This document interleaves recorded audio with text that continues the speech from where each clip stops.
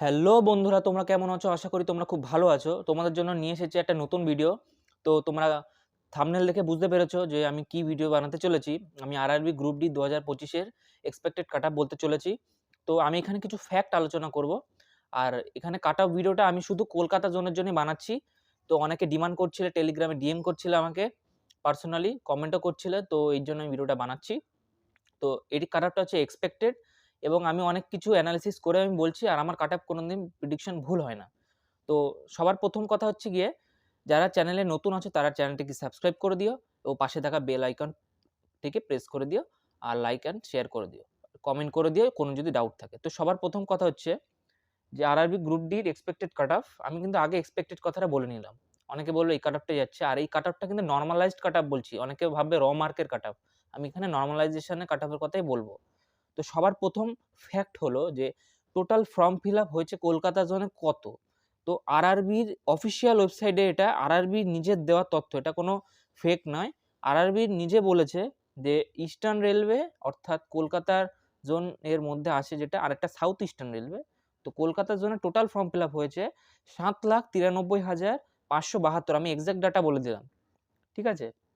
7,93,552।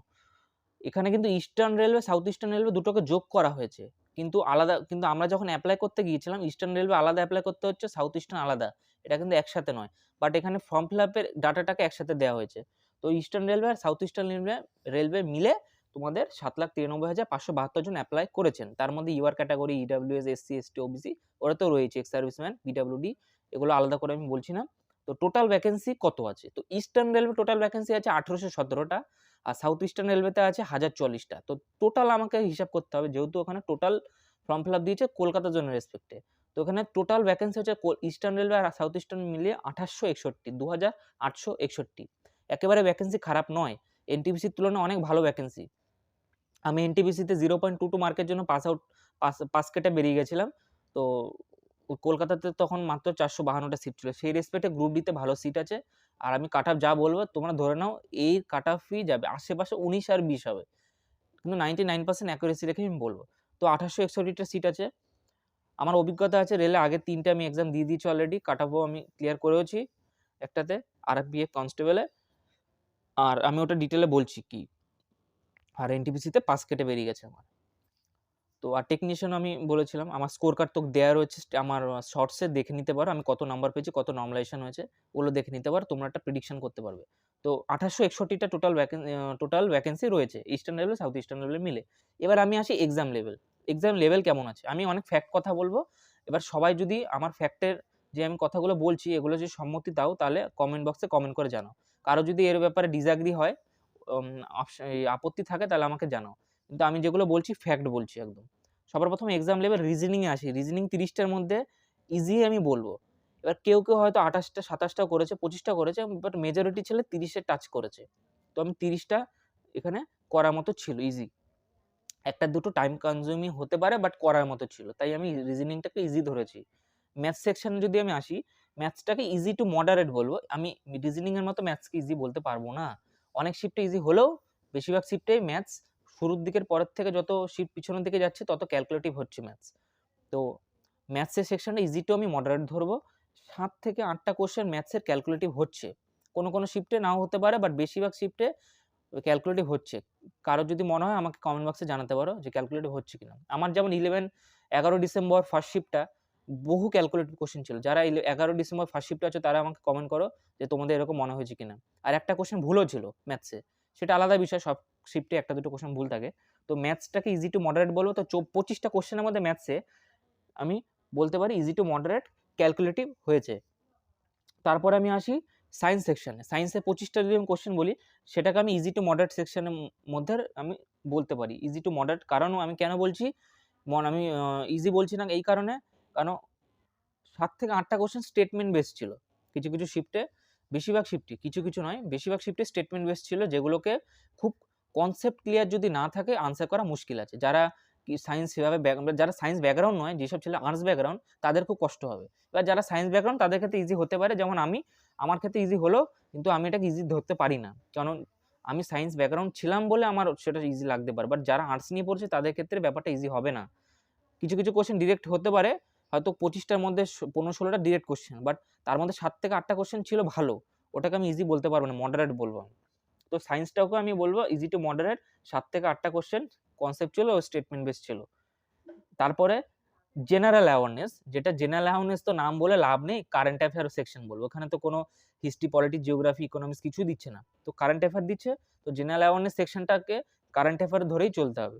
20টা question আছে ওর মধ্যে, এটা আমি টাফ সেকশনের মধ্যে ধরেছি।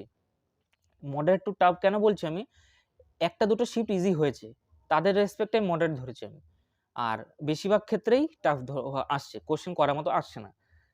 এবার আমি পরে বলছি কে কটা করতে পারে, কিরকম লোকজন করছে রিভিউ থেকে, সেটা পরে আসছি। তারপরে হচ্ছে গিয়ে কিছু কিছু শিফটে, যেমন যেই শিফটগুলো একটু ধরো কঠিন, ইজি হয়েছে, ইজি শিফটের যে কারেন্ট অ্যাফেয়ার সেকশন বা জেনারেল অ্যাওয়ারনেস সেকশন, সেখানে যারা একটু ভালো ছেলে আছে তারা 7 থেকে 8টা কোশ্চেন করছে। আর ইউটিউব রিভিউ দেখে তোমরা কেউ ভয় পাবে না, ওখানে যারা বলছে যে আমি 20টা কারেন্ট অ্যাফেয়ারের মধ্যে 20টাই করে দিয়েছি, 18টা করেছি, এরা সব নেগেটিভ খেয়ে পিছিয়ে যাবে।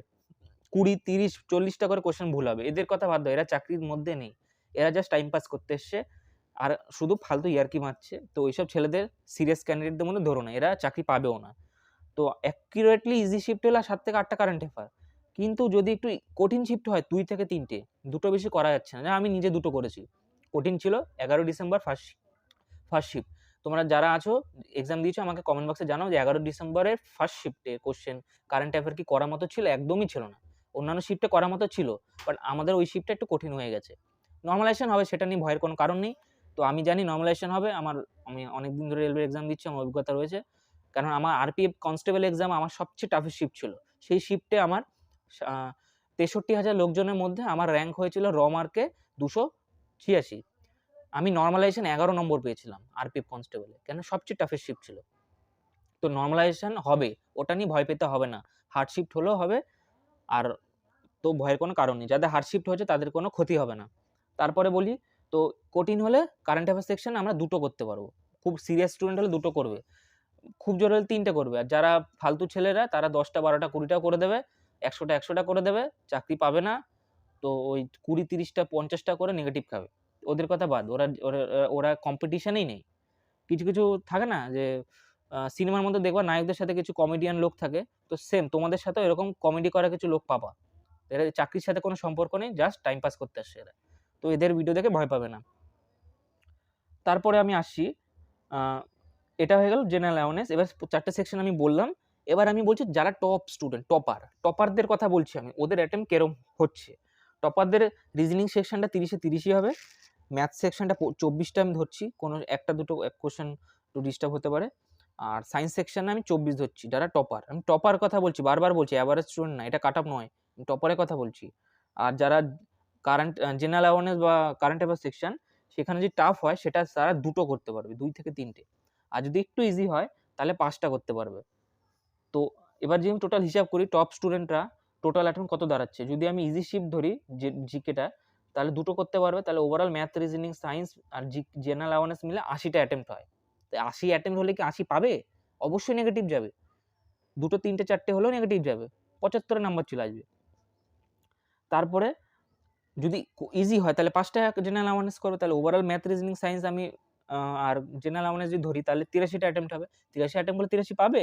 অবশ্যই না, নেগেটিভ খাবেই, ভুল হবেই, সিলি মিস্টেক হয়, মানুষ মাত্রই ভুল হয়, কোনোদিনও ভুল পাবে না। খুব একটা আছে, ওটা লাকিলি হয়ে যেতে পারে, যারা ভাগ্যবান তারা হয়তো ভুল নাও হতে পারে, বাট 99.99% ছেলেমেয়ের ভুল হবে, যতই সে টপার হোক। তারপরে, কারণ আমি আমার শিফটে টপার ছিলাম, আরপিএফ কনস্টেবল 286, আমার র মার্কের, আমার শিফটের র্যাঙ্ক ছিল র্যাঙ্ক 63,000 টোটাল অল ইন্ডিয়াতে এক্সাম দিয়েছিল, তখন তো জোন ওয়াইজ ছিল না আরপিএফ কনস্টেবল। তো তোমরা বুঝতে পারছো 63,286 র্যাঙ্ক করা মানে চারটিখানি ব্যাপার না, সবচেয়ে টাফেস্ট শিফটে।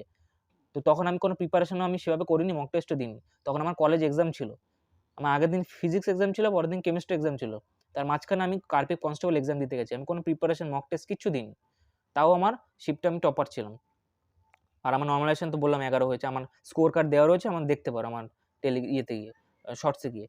তো তারপরে আমি আসছি, তো এটা হয়ে গেল টপ স্টুডেন্টদের। এবার অ্যাভারেজ স্টুডেন্টদের অ্যাটেম্প কেমন দাঁড়াচ্ছে, রিজনিংয়ে ধরো 27টা, কারণ একটু অর্ধ একটা দুটো কোশ্চেন টাইম টেকিং হচ্ছে, করতে পারো আর টাইমে হয়তো ম্যানেজ করতে পারে না। তারপরে ম্যাথসে ধরো 20টা, অনেক শিফট কঠিন হলে 18টা হতে পারে। তারপর সায়েন্সে ধরো 20টা, অনেক শিফট কঠিন হলে 17টা হতে পারে। আর জেনারেল অ্যাওয়ারনেস 3টে, তো অ্যাভারেজ স্টুডেন্টের অ্যাটেম্প টোটাল দাঁড়ালো 70, তাহলে 70টা অ্যাটেম্প করলে কি 70 পাবে? না, অবশ্যই না, 4টে-5টা নেগেটিভ খাবে। অ্যাভারেজ স্টুডেন্টের ভুল বেশি হবে তুলনামূলক টপারদের থেকে, 5টা ভুল হতে পারে। তো নাম্বার তো 70 জায়গায় ওইটা 62, 63, 65 চলে আসবে। তো এই হয়ে গেল অবস্থা স্টুডেন্ট যারা চাকরি পাওয়া স্টুডেন্ট। এবার আসছি আমি নরমালাইজড কাট অফে। নরমালাইজড বলছি, আমি বারবার বলছি, র মার্ক নয়, নরমালাইজড। এবার নরমালাইজেশন কতটা কি হবে ওটা আমি লাস্টে বলছি, আগে আমি বলছি কাট অফ কত হবে। তো সবার প্রথমে একটা কথা বলবো, পেটের জন্য ফিজিক্যাল এফিসিয়েন্সি টেস্ট বা মাঠের জন্য কাট অফ 80 নিচে যাবে, উপরে উঠবে না। এটা তুমি গ্যারান্টি, আমার কথা লিখে রাখো তোমার কোথাও। আমি যদি কথা ভুল হয় আমার কমেন্ট বক্সে কমেন্ট করে যাবে। আমি বলছি 80 নিচেই থাকবে, এটা গ্যারান্টেড। আবার এটাও বলছি 70-এর নিচে নামবে না, 70-এর উপর থাকবে, 70 থেকে 80-র মধ্যে থাকবে। আর যারা বলছে 85 যাবে, 90 যাবে, তাদের কথা বাদ দাও, ইউটিউব ভিউজের জন্য উল্টোপাল্টা বলছে। আবার অনেকে বলছে 50 যাবে, তারাও ভুল বলছে। তো তারা ভিউজ পাওয়ার জন্য বলছে। তো আমি কারো মন রক্ষার জন্য বলছি না, আমি একদম ফ্যাক্ট কথা বলছি। আমি ভিউজের জন্য বলছি না। আমি যারা দেখছো ভিডিও সিরিয়াস ক্যান্ডিডেট তাদের আমি এক্সাক্ট কম্পিটিশনের জায়গাটা আমি বলছি না, খুব বেশি বলছি না কম, আমি এক্সাক্ট বলছি। আর আমার অভিজ্ঞতা থেকে বলছি আমি এই বছরের ট্রেন্ড দেখছি সব এক্সামের pattern, cut off, question paper. তো সেই হিসেবে আমি বলছি। এবার কাট অফ কত যাবে সেটা, এবার যদি ইউআর ক্যান্ডিডেট হয় তার নর্মালাইজড কাট অফ যাবে কলকাতা ইস্টার্ন জোনে, সেটা ইস্টার্ন হোক বা সাউথ ইস্টার্ন হোক, 1-2 হেরফের হবে, বেশি ডিফারেন্স হবে না। কলকাতা আরআরবি বা কলকাতা জোনে বা ইস্টার্ন রেলওয়ে বা সাউথ ইস্টার্ন রেলওয়েতে কাট অফ যাবে 76 থেকে 78, 76 টু 78। এটা নর্মালাইজড বলছি আমি, র বলছি না কিন্তু। তারপরে ওবিসিদের যাবে 74 টু 75, 74 থেকে 75 যাবে। এসসিদের যাবে 71 থেকে 73, 71 টু 73। আর এসটিদের যাবে 65 থেকে 67, 65 টু 67। আর ইডব্লিউএস যাবে 74 টু 75, 74 থেকে 75। এটা হয়ে গেল পেটের তোমার কাট অফ। এবার ফাইনাল কাট অফ কত যাবে? ফাইনাল কাট অফ তো ইনক্রিজ হবে, এটা তো সত্যি কথা। পেটের পর পেটে তো 3 গুণ ডাকবে। তো পেটে তো মোটামুটি সবাই ক্লিয়ার করে যায়, খুব একটা অসুবিধা হয় না, ইজি পেট হয়। তো ফাইনাল কাট অফে কী হবে, ইউআর ক্যাটাগরিতে তোমার 78 থেকে 80-র মধ্যে থাকো, ফাইনাল কাট অফ বলছি, চাকরি পাওয়ার, জয়েনিং লেটার আসার। তারপর ওবিসিতে 76 থেকে 77, 76 টু 77। আর ওবিসিতে 76 টু 77। আর এসসি ক্যাটাগরিতে 73 টু 75 বা 73 থেকে 75। এসটিদের এটা ফাইনাল কাট অফ বলছি আমি, ফাইনাল মাঠের পরে। এসটিতে যাবে 66 টু 68, 66 থেকে 68। আর ইডব্লিউএস কাট অফ যাবে 76 থেকে 77। ইডব্লিউএস কাট অফ ওবিসির সমানই থাকবে, আর কোনো কোনো জোনে ওবিসির থেকে 1-1.5 বেশিও হতে পারে, এটা অবাক হওয়ার কোনো কারণ নেই। তো এই হলো ফাইনাল কাট অফ। এবার আসি আমি ফাইনাল ভার্ডিক্টে। তো ফাইনালে কি হবে, র মার্কের কথা, এটা আসলে নর্মালাইজেশন। এবার যখন আনসার কি দেবে, আমি আনসার কি দিলে আমি এক্সাক্ট কাট অফ বলে দেবো অ্যানালিসিস করে। আমার আনসার কিতে এক্সাক্ট আমি যা কাট অফ বানিয়েছি আমার লাইফে ভুল হয়নি, কারণ আমি খুব ফ্যাক্টচুয়াল কথা বলি, ফ্যাক্ট রেখে কথা বলি। তো আমি এনটিপিসির জন্য কাট অফ বানিয়েছিলাম, একদম আমার 99.9% অ্যাকুরেসি হয়ে কাট অফ গেছে। আমি আন্দাজ করেছিলাম এনটিপিসি কলকাতাতে মিনিমাম কাট অফ 79 যাবে, 79.91 গেছে। তো আমার কাট অফ প্রিডিকশন খুবই ঠিক ছিল। সামথিংতে একটু 19-20 হবেই, স্বাভাবিক বিষয়, কিন্তু আমার কাট অফ একদম ভুল হয় না। আর যখন আনসার কি দেবে আমি এক্সাক্ট কাট অফ বলে দেবো। তখন তো আমি এখন যেমন এক্সপেক্টেড বলছি, এটা মোটামুটি তোমরা ধরে নাও 99% হবে। আর যখন আনসার কি দেবে 99.99% আমি বলে দেবো এরকম কাট অফ যাবে। 100% তো বলা, ওটা তো তাহলে ঠিক নয়, তাহলে আমি ভগবান হয়ে গেলাম। 100% শব্দটা বলা ঠিক না, বাট 99.99% আমি বলে দিতে পারবো। এবার ওভারঅল আমি এক্সাম যা দেখছি, র মার্ক যাদের জেনারেল আছে তারা যদি 70 র মার্ক থাকে, তোমরা পেট বা মাঠের জন্য প্রস্তুতি নেওয়া শুরু করে দাও, দৌড়ানো শুরু করে দাও। আর যারা ওবিসি আছো, ওবিসিদের কথা বলি, ওবিসিরা 65 থেকে 67-র মধ্যে যারা আছো তারা মাঠের জন্য প্রিপারেশন করা শুরু করে দাও। এসসি এসটিদেরও 60-এর ওপরে যারা আছো, এসসি এসটি তারা মাঠের জন্য শুরু করে দাও। ইডব্লিউএস ওবিসির মতোই ওই 65 থেকে 67-র মধ্যে থাকলে তোমার মাঠের জন্য প্রিপারেশন করো। র মার্কের কথা বলছি, কারণ আমি বলছি যখন কঠিন শিফট হবে 10-12 নাম্বারও বৃদ্ধি পাবে। আমি নিজে পরীক্ষা দিয়েছি, আমার নিজে বৃদ্ধি পেয়েছে আমার আরপিএফ কনস্টেবলে। তোমরা আমার শর্টস দেখো ইউটিউবে, আমি কোনো মিথ্যা কথা বলছি না, আমার রেলওয়ের স্কোর কার্ড রয়েছে আরপিএফ কনস্টেবলে, ওখানে দেখো আমার নর্মালাইজেশনে কত হয়েছে। সবচেয়ে টাফেস্ট শিফট ছিল আমার, আর আমি টপারও ছিলাম শিফটে, 286 র্যাঙ্ক ছিল 63,000-এর মধ্যে। তো তোমরা দেখো ওখানে সব অথেন্টিক ডাটা দেওয়া রয়েছে, আমার টেকনিশিয়ানের দেওয়া রয়েছে, আমার আরপিএফ কনস্টেবলে দেওয়া রয়েছে, আমার এনটিপিসি আন্ডার গ্রাজুয়েটে দেওয়া রয়েছে স্কোর কার্ড, দেখে নাও। আমার প্রেডিকশন কোনো ভুল হয় না। তো 10-12ও বাড়বে, যাদের কঠিন শিফট আছে। আর যারা একটু মডারেট লেভেলের শিফট তাদের ৫-৬ বাড়বে। তো চিন্তার কোনো কারণ নেই। মাঠের জন্য প্রিপারেশন নাও। একদম জোর কদমে পড়া। যাদের ফেব্রুয়ারিতে এক্সাম রয়েছে তাদের জন্য আমি ভিডিও দিতে থাকবো। এতদিন পর্যন্ত যতগুলো শিফট হয়ে গেছে এক্সাম, সেই শিফটগুলো আমি কোয়েশ্চেন আমি করিয়ে দেবো। এক্সাক্ট কোয়েশ্চেন আমি দিয়ে দেবো। আমি কোথা থেকে পাচ্ছি তোমাদের জানার দরকার নেই। শুধু আমাকে ভরসা করো, এগুলো একদম অথেন্টিক কোয়েশ্চেন, ভুল হবে না। রেলওয়ে অ্যানালিসিস করা বারণ আছে, তবুও আমি করছি তোমাদের জন্য শুধুমাত্র। বাংলা ভাষায় করছি। তো তোমরা ভিডিওগুলো দেখো, লাইক, কমেন্ট, শেয়ার অবশ্যই করো। এত কষ্ট করে তোমাদের জন্য বানাচ্ছি। তো এরকম কিন্তু অথেন্টিক ডাটা তোমরা পাবে না। অনেক ইউটিউব চ্যানেল বাংলায় রয়েছে, ফালতু ভিডিও বানায়, বকবক করে, কাজের কিছু বানাবে না। আমি যা দেবো তথ্য, ইনফরমেশন দেবো তোমাদের, যাতে ভবিষ্যতে আগাম ভালো হয়, হেল্প হয় প্রিপারেশনে। তো আজকের জন্য এইটুকুনি বলার ছিল। যারা নতুন আছো চ্যানেলে সাবস্ক্রাইব করে দিও। অবশ্যই ভিডিওটি ভালো লাগলে like and comment and share করে দিও। কোনো ডাউট থাকলে কোশ্চেন করতে পারো। আর অন্য কোন জোনে আমার কাট অফ বানাতে হবে তারা আমাকে কমেন্ট বক্সে কমেন্ট করে জানাতে পারো। তো আমি ডিমান্ডের উপর কাট অফ বানাবো, কারণ জোন অনেকগুলো রয়েছে। আমি চাইলে overall all India cut off বলে কোনো লাভ নেই। অনেকে all India overall cut off বললো, কোনো লাভ নেই। আমি জোন ওয়াইজ বলবো, কারণ সব জোনে এক কাট অফ যাবে না। অনেক জোনে 10 নাম্বারও কম গ্যাপ থাকবে। ইউআর এ কাট অফ কোথাও 10 বেশি যাবে, কোথাও 10 কম যাবে, এরকম গ্যাপ থাকবে। তো ওইগুলো আমি পরে বলবো। ডিমান্ডের উপর, যার যে ডিমান্ড হবে, যে জোনগুলো আমার কাট অফ বানাতে হবে, সেগুলো আমাকে কমেন্ট বক্সে কমেন্ট করবে। তো আজকের জন্য এইটুখানি। তো ওভারঅল আমি কাট অফ বলে দিয়েছি। আর কোনো ডাউট থাকলে আমাকে টেলিগ্রামে ডিএম করতে পারো, আর ইউটিউবে কমেন্ট করতে পারো। তো লাইক অ্যান্ড কমেন্ট শেয়ার করে দিও। আজকের জন্য এইটুখানি। আর নেক্সটের ভিডিও কিন্তু আমি আবার ওইরকম যেমন রিভিউ দিচ্ছিলাম সব শিফটের, ওগুলো দেবো। আর তোমরা ভিডিওগুলো দেখো অবশ্যই, তোমাদের জন্য তো ভিডিও বানাচ্ছি। এবার তোমরা বাঙালিরা তো বাঙালিকে সাপোর্ট করবে। হিন্দি চ্যানেলগুলো কী সব উল্টোপাল্টা কন্টেন্ট দেয়, তোমরা ওই ভিডিওগুলো ভিউজ বাড়িয়ে দিচ্ছ। তোমরা বাঙালিরা অ্যাটলিস্ট বাঙালির চ্যানেলগুলোকে একটু ফলো রাখো। আমি তোমাদের কথা দিচ্ছি, তোমরা যদি আমার চ্যানেলে ফলো রাখো, আমার গ্রোথ করাতে পারো, একটু হেল্প করাতে পারো, সাপোর্ট দাও, আমি তোমাদের জন্য অথেন্টিক ডাটা নিয়ে আসবো। এক্সাম ক্র্যাক করা, আমি টেকনিশিয়ানের জন্য আমি এক্সপেক্টেড কোশ্চেন নিয়ে আসবো এই পরের ভিডিওতে। পরের ভিডিওতে যে টেকনিশিয়ান তারা 26-এ এক্সাম দেবে, যে কোশ্চেনে আমি সায়েন্সের আসবে এক্সাম, আমি সেগুলো ডিটো বলে দেবো। আমি গ্যারান্টি দিতে পারো তোমার কমন পাবে। না পেলে তোমরা তখন বলবে। আমার অনেক অভিজ্ঞতা থেকে আমি বলছি, আমার সায়েন্স কোশ্চেন আমি কমনই পাই, কারণ আমার অভিজ্ঞতা রয়েছে, যেহেতু আমার সায়েন্স ব্যাকগ্রাউন্ড। তাছাড়াও আমি question, railway previous year question ঘাটা হয়ে গেছে আমার। ঠিক আছে? তো তোমরা ফলো রেখো। আর আমার ভিডিওগুলো একটু অবশ্যই দেখো। টেকনিশিয়ানের জন্য আমি সেপারেট ভিডিও বানিয়ে দেবো। কীভাবে স্ট্র্যাটেজি বানাতে হবে, পড়তে হবে, সেই ভিডিও আমি বলে দেবো। অনেকে বইয়ের কথা জিজ্ঞেস করছিলে, সেটা আমি পরে ডিটেলে বলবো। আস্তে আস্তে আমি বলবো। এতদিন আমি ব্যস্ত ছিলাম পিএসসি ক্লার্কশিপ মেইনস এক্সাম নিয়ে। আমার এক্সাম হয়ে গেছে। তো এবার আমি ফ্রি আছি। ফ্রি আছি বলতে কি, স্টাডিও করছি প্লাস তোমাদের জন্য ভিডিও করছি। তোমরা সাপোর্ট করলে আমি একটুখানি মনে জোর পাই, এই আর কি। তোমরা যদি সাপোর্ট না করো, আমার ভিডিও বানাতেও ভালো লাগবে না।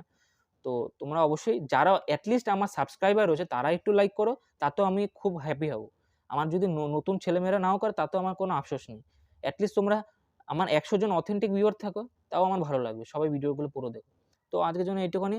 চলো, পরের দিন আবার দেখা হবে। জয় হিন্দ, বন্দে মাতরম।